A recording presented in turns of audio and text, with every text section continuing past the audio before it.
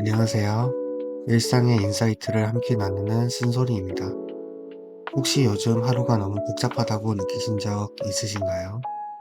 일어나자마자 휴대폰을 확인하고 수십 개의 알림과 메시지, 해야 할 일들을 머릿속에서 정리하기도 전에 이미 마음속에서는 지쳐버린 것 같은 그런 느낌이 드는 날입니다. 해야 할 일은 많고 선택지는 넘쳐나는데 정작 내가 뭘 원하는지조차 헷갈릴 때가 있죠. 그럴 때마다 우리는 이렇게 말합니다. 좀 단순하게 살고 싶다. 하지만 막상 단순하게 살려고 하면 이상하게 불안해집니다. 이걸 놓치면 어떡하지? 뒤처지면 어떡하지? 그래서 결국 또 복잡함 속으로 들어가게 됩니다. 오늘은 그 이야기를 해보려고 합니다. 왜 우리는 단순하게 살고 싶다라고 말하면서 단순하게 사는 것을 두려워할까? 그리고 진짜 삶을 단순화한다라는 것은 무엇을 의미하는 것일까? 헨리 데이비드 소로가 월든에서 남긴 말처럼 삶을 단순화하라. 당신의 생활을 한두 가지로 줄여보라. 이 문장은 단순히 미니멀리즘의 권유가 아니라 인간의 마음을 깨뚫는 통찰이었습니다. 자, 오늘날 우리가 사는 세상은 말 그대로 선택의 과잉 시대입니다. 선택이 과잉이 되고 있죠. 넷플릭스만 봐도 그렇죠. 무엇을 볼지 고르는 데만 20분이 걸립니다. 쇼핑몰에서 티셔츠 하나만 사려고 해도 수백 가지 옵션이 떠오릅니다. SNS에서는 다른 사람의 삶이 끊임없이 흘러나오고 있죠. 다른 사람이 휴가를 어떻게 보내고 커리어를 어떻게 쌓고 있고 식사를 하고 아침 루틴을 어떻게 가져가는지조차 우리의 눈앞을 스쳐 지나갑니다. 그러다 보면 나도 모르게 비교하고 조급해지고 내 삶이 초라해 보이기도 합니다. 이러한 환경은 인간의 인지 자원을 끊임없이 소모시킵니다. 뇌과학적으로 말하면 우리의 전전두엽은 결정 피로에 시달리고 있습니다. 하루에 평균 35,000번의 결정을 내린다라는 연구가 있습니다. 그 대부분은 사소한 선택이지만 그 누적 피로는 결국 집중력 저하, 감정 기복, 삶의 불만족으로 이어지게 됩니다. 그래서 우리는 지쳐버립니다. 할 일은 많지만 마음은 비어있고 늘 뭔가 놓친 것만 같은 불안이 따라오게 되죠. 아이러니하게도 현대인들은 편리함을 추구하다가 복잡함에 갇힌 존재가 되어버렸습니다. 스마트폰 하나로 모든 것을 할 수가 있죠. 그만큼 우리의 주의력은 분산이 되고 있고 지금 여기에 감각을 잃어버렸습니다. 이건 단순히 기술의 문제가 아니라 삶의 구조가 복잡해진 심리적 현상입니다. 많은 분들이 단순한 삶을 좋은 것이라고 말하면서도 막상 실천하지 못합니다. 이건 의지의 문제가 아닙니다. 뇌의 보상 시스템, 도파민, 퇴로 때문입니다. 도파민은 흔히 행복 호르몬으로 알려져 있지만 사실 쾌락보다는 기대의 신호입니다. 도파민 회로는 기대를 신호로 시그널을 준다라는 거죠. 즉 새로운 정보라든지 새로운 자극, 새로운 가능성을 볼 때 도파민은 분비가 됩니다. 그래서 SNS를 새로 고침할 때마다 뉴스 알림을 받을 때마다 우리의 뇌는 미세한 쾌감을 느낍니다. 그 순간 자극이 내가 살아있구나 라는 착각을 주게 되는 거죠. 하지만 그 쾌감은 금세 사라지고 더 강한 자극을 찾게 됩니다. 이게 바로 도파민 너크입니다. 단순함을 두려워하는 이유는 단순함 속에는 자극의 결핍이 있기 때문이에요. 뇌는 그것을 지루함으로 해석을 하고 있고 지루함을 위험으로 착각을 합니다. 원시시대 인간에게 지루함은 생존의 적이었으니까요. 그래서 우리는 본능적으로 복잡함, 자극, 변화에 끌립니다. 또 하나 중요한 요소로 말씀을 드릴 수 있는 것은 사회적 비교입니다. 심리학자 리언 페스팅거의 사회 비교 이론에 따르면 인간은 자신의 가치를 타인과의 비교를 통해서 평가합니다. 그런데 SNS는 이 비교를 극단적으로 증폭시켰습니다. 남의 성공, 남의 여가, 남의 인간관계까지 모두 노출되는 세상에서 단순하게 사는 나는 왠지 모르게 게으르거나 뒤처진 사람처럼 느껴지게 만들어줍니다. 이것은 비교 도파민이라고 할 수가 있죠.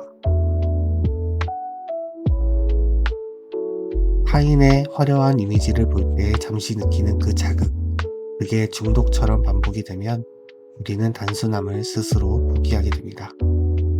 또 하나, 단순함은 자기 직면을 요구를 합니다. 복잡한 일상과 일정은 때때로 생각하지 않기 위한 방패 역할을 하기도 합니다. 하루 종일 바쁘게 움직이면 잠시라도 내 마음의 공허함을 느끼지 않아도 되니까요. 그래서 단순화는 단순히 물건을 줄이는 것뿐만 아니라 마음의 소음을 마주하는 용기도 필요합니다. 소로가 월든으로 숲속에 들어갔던 이유도 바로 그것이었습니다. 그는 자연 속의 고요함을 통해 자신과의 대화를 회복하려 했습니다. 나는 단순하게 살기 위해 의도적으로 고독을 선택했다. 이 말은 결국 단순함이란 외적 상태가 아니라 내적 태도라는 것을 말해주고 있습니다.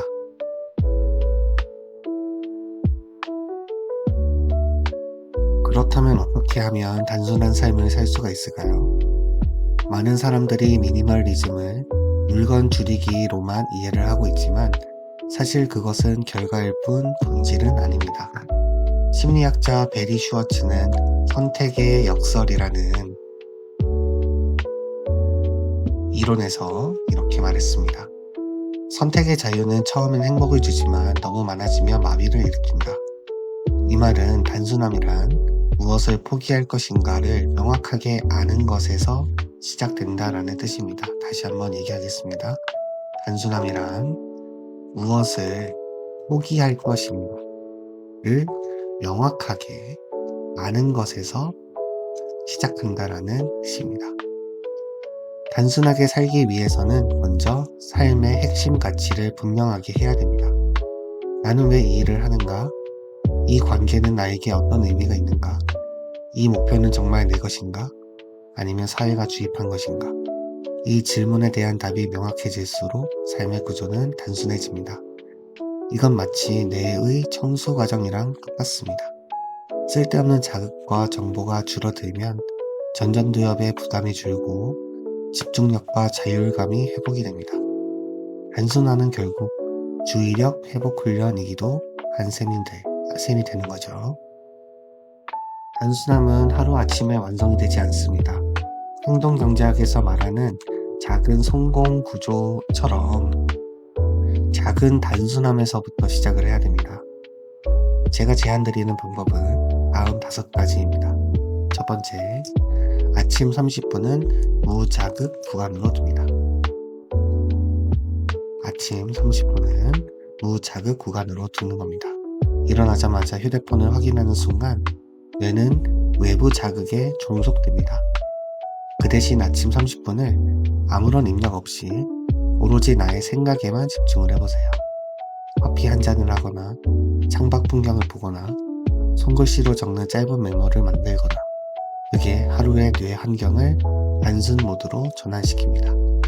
자, 두 번째는 하루 일정 중에 핵심 3가지만 남기세요. 모든 일들을 다 하려고 하지 말고 오늘 꼭 해야 하는 할 일 3가지만 정하세요. 이것은 단순히 생산성 향상뿐만 아니라 의식적인 선택 훈련이 됩니다.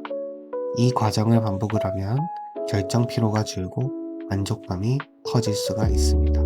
세 번째는 디지털 디톡스를 주기적으로 하는 겁니다. 하루 1시간이라도 모든 알림을 끄고 SNS를 닫아보세요. 처음에는 불안할 수 있죠.